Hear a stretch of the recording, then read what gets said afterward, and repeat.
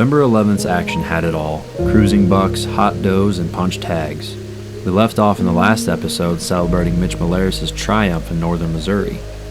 240 miles to the northeast of Mitch, team members Kane Gillette and Brad Huizenga are also hunting, hoping to cash in on the great conditions.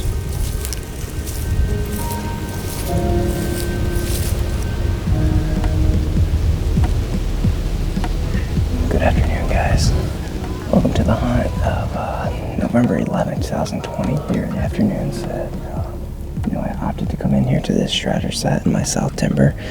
We're here for a strider. I got pictures of him in here a couple days ago at about 4:30 in the afternoon. It appears he's off his first doe and looking for his next one. So I think a lot of the bucks from trail camera and just knowing the time of the year are either with a doe or just coming off a doe, and I think a lot of the time is spent in the timber. Brad's got his bow in the tree, and there's a pile of other good bucks in here that Brad's wants to shoot. Josh and Hunter are on the farm again tonight. They're on the north side, and they're doing a hang hunt, going after big shell. And I really like their odds too. So, gotta settle in. Temps feel good. Wind isn't bad. It's a good direction, but it's a little light. So, we got both those onyx in the tree, and we should be good to go. So, gonna settle in, and hopefully we can make it happen again tonight.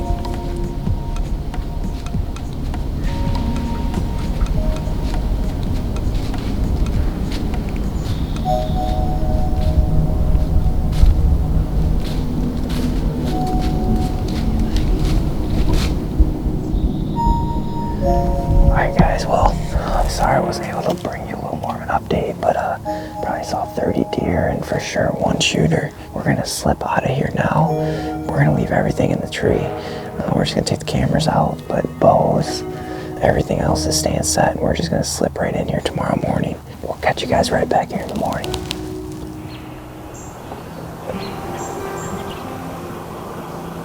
The following morning, November 12th, finds Jared Mills back on the river farm, continuing his pursuit of Merino. I hope our wind stays like this for a while. It's supposed to switch like this.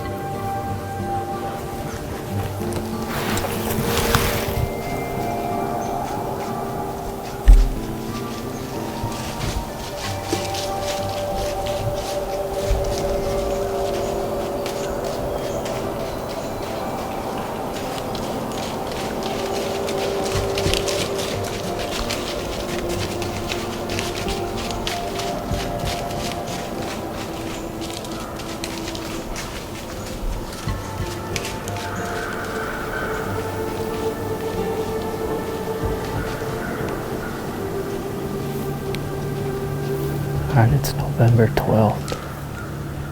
Nice, cool, crisp morning. Pretty cool with the sun coming up and the fog through this river bottom. Back after Merino this morning. I've never hunted this tree. It's kind of on the river side of the pinch that we've hunted quite a bit. I had to get on this side if I wanted to hunt this area. I went back and forth between hunting here out in the willows, which is where we saw him the second time last night. But there's just too much east in the wind there, and I thought it'd be better to get against the river. The wind is gonna switch at some point later this morning, so we're gonna have to keep an eye on that and probably get down once that starts to happen. We're still having quite a bit of action. That first doe that came by, laid down the perfect scent trail. And a few minutes later, that buck came by. If we could get Merino to do that, it would be money. It just brings him about 25 yards. So let's hope that's the case. We're probably a little over 100 yards from where he was at yesterday morning. Obviously he could be anywhere, but I like this spot as good of any with these conditions.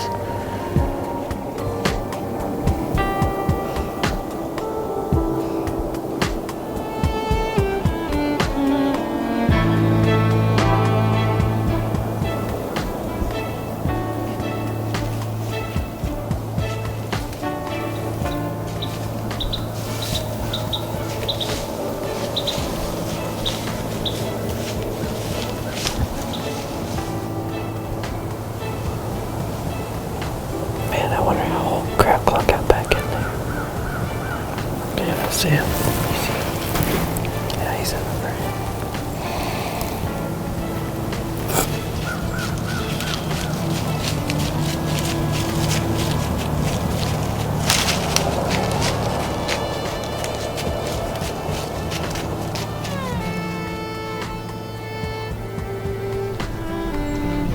145 miles to the northeast, Kane and Brad make good on their plan and tuck back into the same stand as the evening before.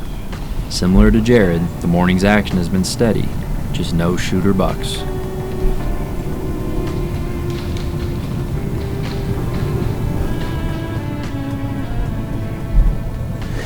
It's 7:30 now, and surprisingly, the movement just completely shut off. Right at first light, it was great. You know, we had that nice buck come in, and we switched cameras real quick, and I took over the camera. Brad was going to shoot him and had, you know, plenty of opportunity to shoot that deer, but you know, kind of as it worked forward, I noticed that I noticed the deer, and it's actually a 3-year-old that I've had on the farm here this year. And Brad, there's a deer coming in the east right there. See it? Northeast, straight off your head, right in front of you. Doe just came in. I don't see anything behind her yet.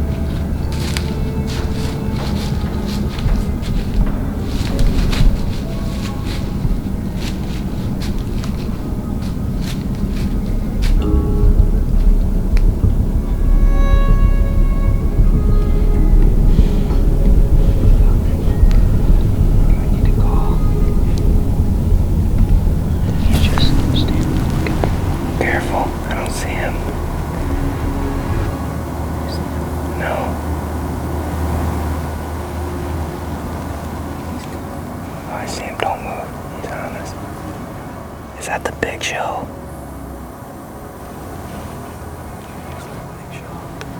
Let him get past the tree, okay? I'm not gonna be able to film him until he gets past the tree.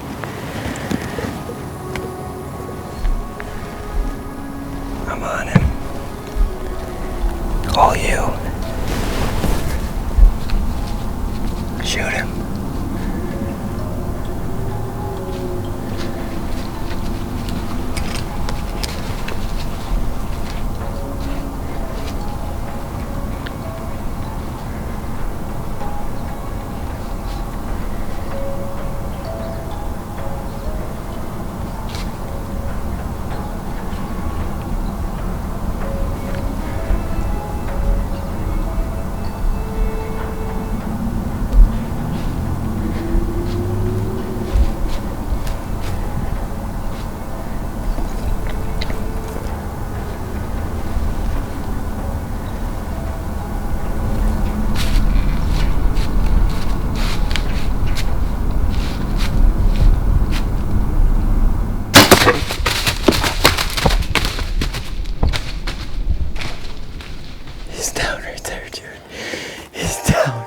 Let's go.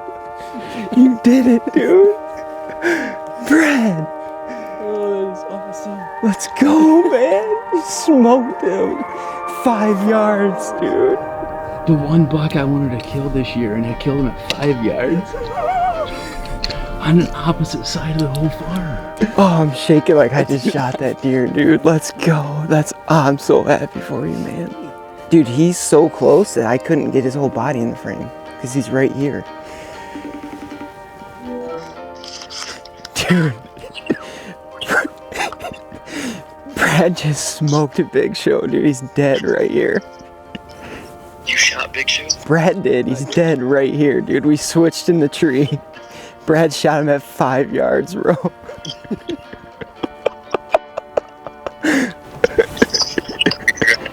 couldn't get him on camera, but he's dead. We watched him drop. I mean, he only went 40 yards.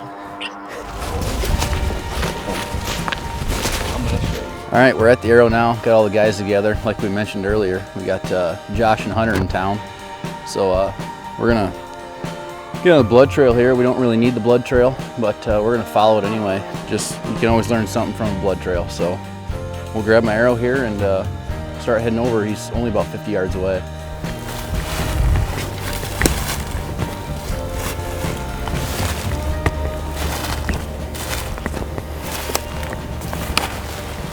There he is.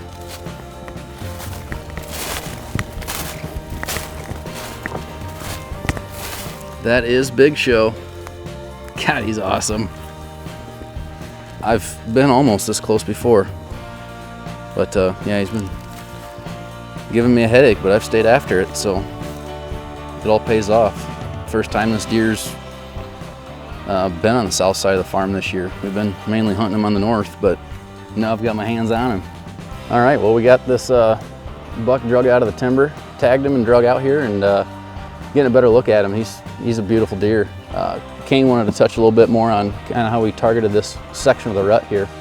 Yeah, so typically in the past, if you've noticed on the show, we hit it pretty hard the 30th through the 8th, kind of that pre-rut into the peak there, peak breeding. And you know, we've done it that way for years. And I was looking at the calendar this year and just going through old trail cam pictures, and you know, these deer, the most daylight active, my mature bucks are the most daylight active the 10th through the 15th.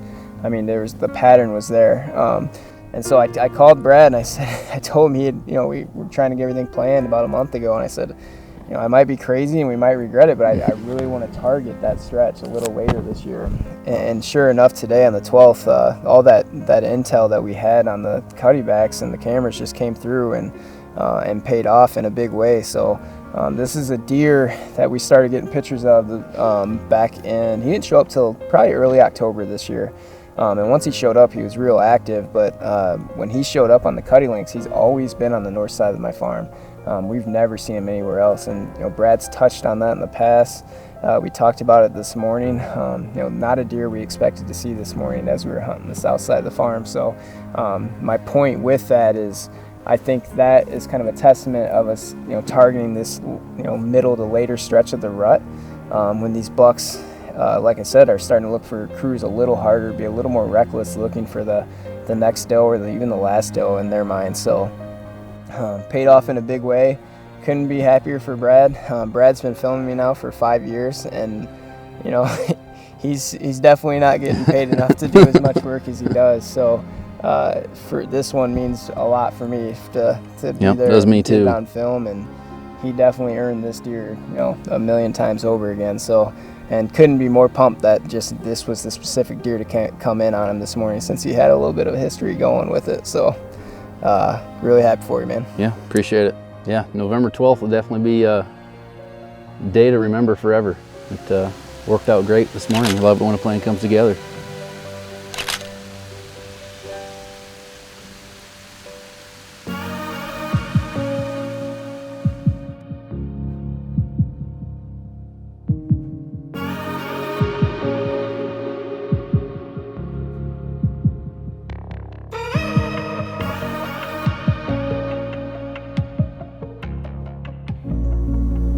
Brad's hunt for Big Show is a classic, driving home a common theme. Either you need the hot doe under your stand, or you have to be lucky and catch a mature buck alone while he's in between does searching. Jared's hunt finishes with plenty of buck encounters, but none of them mature, a sure sign of the approaching lockdown phase. The best buck is the Crab Claw 10, the beautiful 4-year-old who was locked down with a doe the previous evening. For the afternoon sit, Jared moves back to the general area he encountered Merino the night before. His action is decent and peaks right at the end of the hunt, when the Crab Claw 10 walks by in bow range.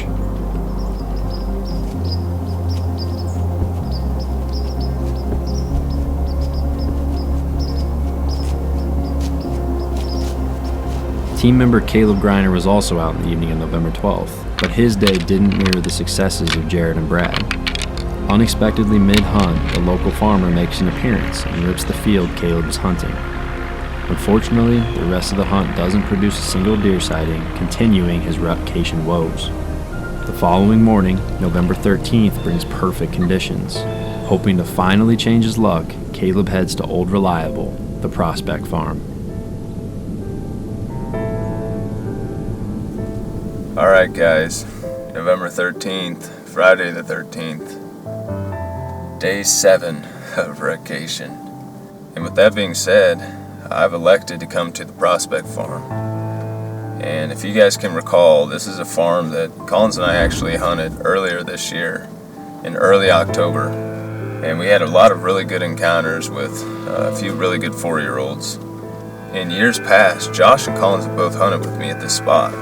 And that being said, there is a lot of does that use this CRP transition area. And the reason I call it a transition is because there's ag to the north.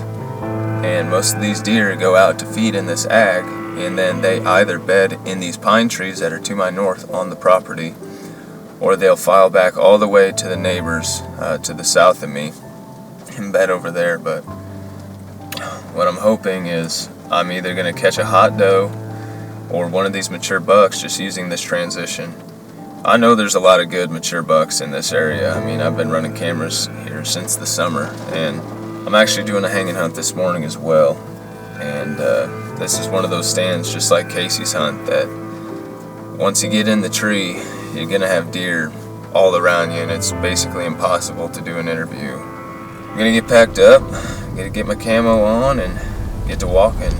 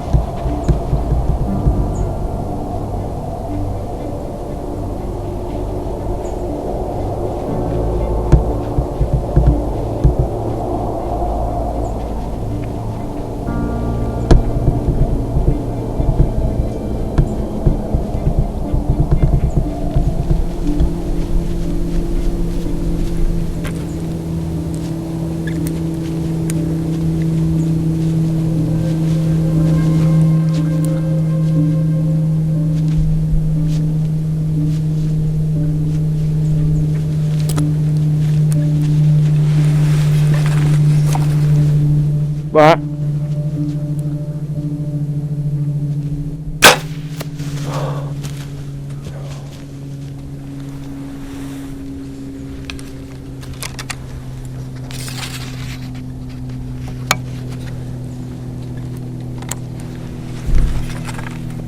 What? What?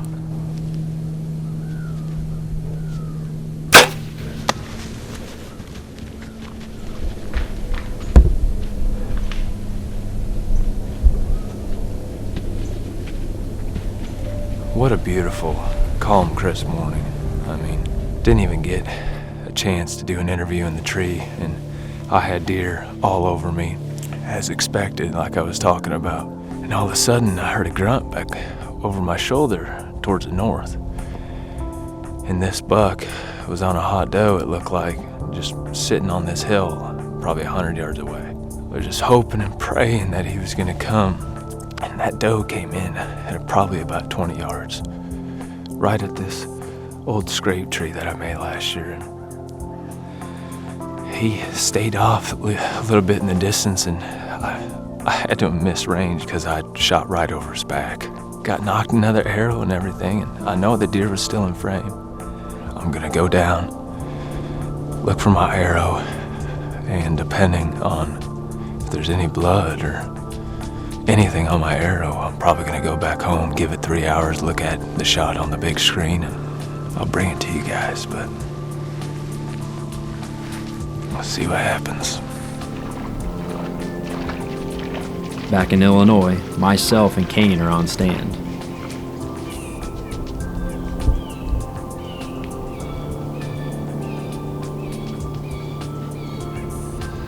That was Kaleb. He just FaceTimed me. We're just basically, you show me all the blood at the impact. And I told him, just hold off. We're going to be on the road here soon. He's not quite sure what happened, so hope for his sake that he's able to look at that footage and get some peace, because there's not a person that deserves it more than him. There's seriously not a more selfless hunter and friend out there. Always willing to film someone.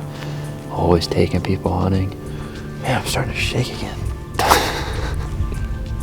I don't know how to explain it. When you hunt with one of your best friends, the thought of them shooting a big deer just gets me, gets us just as excited. But that's going to be a temporary wrap on Illinois. I cannot say thank you enough to Kane for having us down here. It was a blast. Got to see Brad shoot that awesome buck. And I've officially hunted out of state for the first time in my life. So, like I said, just couldn't be more thankful. It was a blast. But now we're going to get back to Iowa and see if we can't track a giant.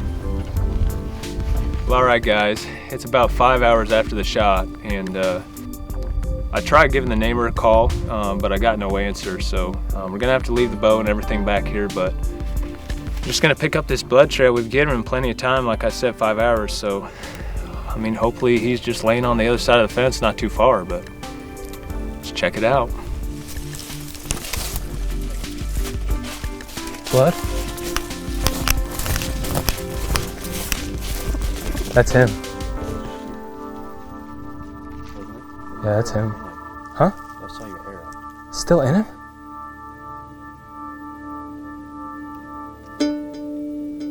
He's just standing there right now. You see him leaning, like shaking back and forth. Look at him, look at him. He just tipped over. He just tipped over. He tipped over. He fell over. He just fell over. Oh, dude, did you see that? See him tip over like that? Oh, dude, he was wobbling. That's the craziest track job I've ever been on. What track shot have you ever been on where you jump a deer and then he falls? I've been on a lot of track jobs and I ain't never heard of something like that. All right, guys. Well, we finally got up to the deer and got our hands on him, and boy, what a surprise. I mean, so much character with this deer, but going all the way back to the beginning of this week, the beginning of my rotation, I told you guys I had 10 days off, and boy, what a roller coaster of emotions this week has been. Between cattle getting in to the timber and people walking into my hunting area, and just the temperatures, we had 7 days of 75 degrees. This is an uncommon week as far as weather goes, and I came to this farm because there's been a lot of does on this farm in the past, so I knew that I had a good shot at least to see a mature buck, but I just wanted to put myself in an area with a bunch of does because I was just hoping that one would be hot in this area. Turned around and saw this guy, and that hot doe came running right into 20 yards. He stayed out there. Like I said, I misjudged the yardage, and that's my fault completely, and that's why I missed that first shot. He presented another shot, allowed me to, I got a good penetration, at least half the arrow, and it hit that offside shoulder, and I went back. Thank God for good friends like Josh, Hunter, Casey, and Collins to give me advice and be there for me. I mean, Josh and Hunter came back from Illinois. They were hunting in Illinois this morning. And for anyone that has hunted multiple days in the rut, they know that, I mean, you're going to have highs and you're going to have lows, but the grind always pays off. And today it finally paid off with a beautiful, beautiful buck, and I couldn't be happier.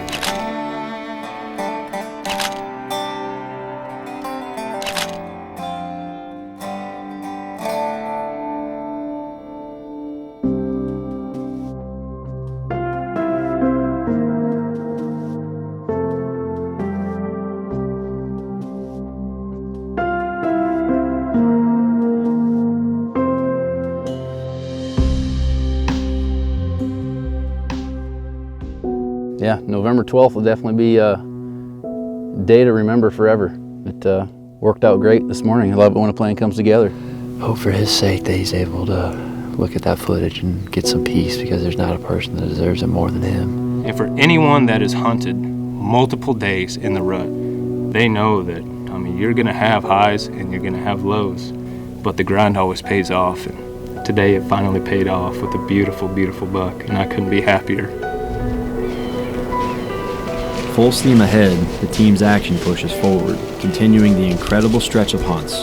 We spend all year dreaming of days like these, and seemingly everything fell our way. Brad and Kane's classic rut hunt shows us that putting in your time can pay off in a big way. Though not likely, catching a buck alone searching is always a possibility, and Brad made good on his chance. Despite not experiencing the rutcation he envisioned, Kaleb's grinded out mentality results in his craziest hunt ever, producing a much-deserved trophy and a memory that will be talked about for the seasons to come. Not wanting to miss a thing, we live for each moment. As the days grow shorter and colder, we maintain a laser focus, determined to make the next few days count. The rut's infamous lull is right around the corner, and doe movement is so random now. We hate to depend on luck, but that is now the reality. Unfazed, we press on, dreaming of the time that we can join in the celebration that comes with chasing November.